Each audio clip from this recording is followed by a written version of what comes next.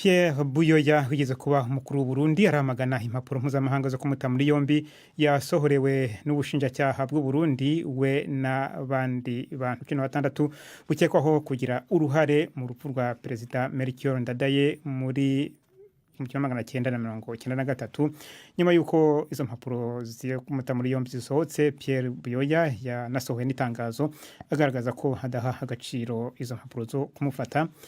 Mugenzi yari Yusuf Mukanya kashize yavuganye na Pierre Buyoya atangira mubaza impamvu adaha agaciro izo mpapuro zo kumuta muri yombi. Iriya mitahe iriko ibintu bitari bike bitangaje.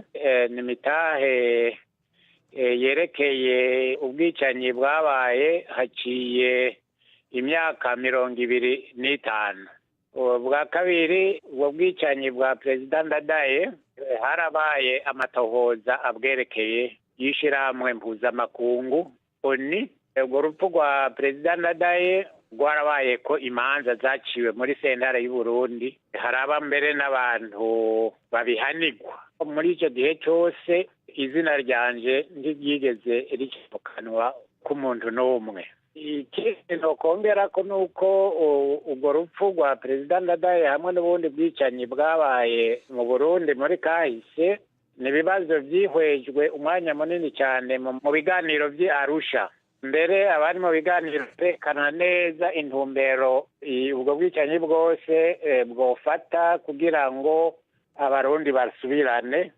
Baravuga ko bwoca mu mugwi ushinzwe kumenya ukuri muri kahise, hanyuma uwo mugwi ikaba ari wo ushingwa kurungika abantu imbere ya sentare abo ubonye boba bafise uruhara muri ubwo bwicanyi. Muri izi ngingo umaze kuvuga imyaka 25 amatohoza yakozwe na Loni, hanyuma hari imanza zaciwe na sentare z'u Burundi, izina ryawe Buyoya ntabwo ryagaragaye. Ariko harabavuga ko cyaha cy'ubwicanyi nubwo cyamara imyaka ingahe ntabwo gishobora gusaza. Hanyuma amatohoza ya Loni baravuga ko atagize ku kintu kigaragara kuko nta muntu wigeze utunga agatoki, nta nubwo wavuze uwishe Ndadaye wariwe. Hanyuma mu mbaza zabaye sentare zaciwe n'u Burundi, ababikurikana bavuga ko hafashwe abasirikare bo hasi bakizigenza bo hejuru ntibafashwe cyangwa bararekuwe. Izina ryawe kutagaragara bavuga ko hari bishoboka ko kubera ubushobozi n'ingufu wari ufite niho mpamvu byagiye bigira uruhande. Nje ndiko ndagusigurira uko ivyo bibazo ndavyumva, ese ndiko ndaburana n'umuntu uwo ari we wese. Icyo nagomba kongera ko rero nuko yerekeye ubwicanyi bwabaye mu Burundi, kuko ubwicanyi bwabaye mu Burundi ni bwinshi. Muribuka ubwicanyi bwabaye mu 72, bamwe bavuga bati yariho nyabwoko, ubundi bwabaye mu 93 mu nyuma y'urupfu rwa Ndadaye naho nyene bavuze bati niho nyabwoko. Ivyo byose rero nivyo abari mu biganiro y'Arusha bahaye intumbero. Ntibigeze bavuga na gatoyi ko ubwo bwicanyi butokwirikiranwa icyo cyose, mugabo babihaye intumbero. Igituma rero bije uno munsi nico nagomba gusigura. Ku bwanje si ibintu bijyanye na gatoyi n'ubutungane, ni ibintu bya politike. Nibaza ko ubutegetsi bw'Ibujumbura bugomba kwibagiza ingorane bufise, bwereka abanyagihugu ko hariho ibindi bibazo byoba bikomeye, bibagire ibyo bindi biriho, kandi ibyo bibazo murazi ko ari byinshi.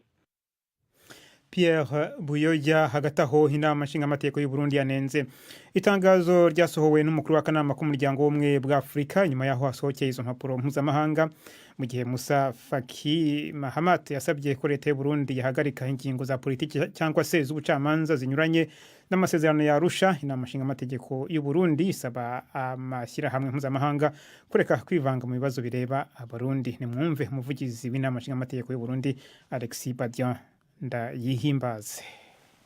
Cyubahiro Melchior Ndadaye, umukuru w'igihugu wa mbere yatowe n'abene gihugu, yaragandaguwe kumwe na bamwe mu bamufasha kurongora igihugu.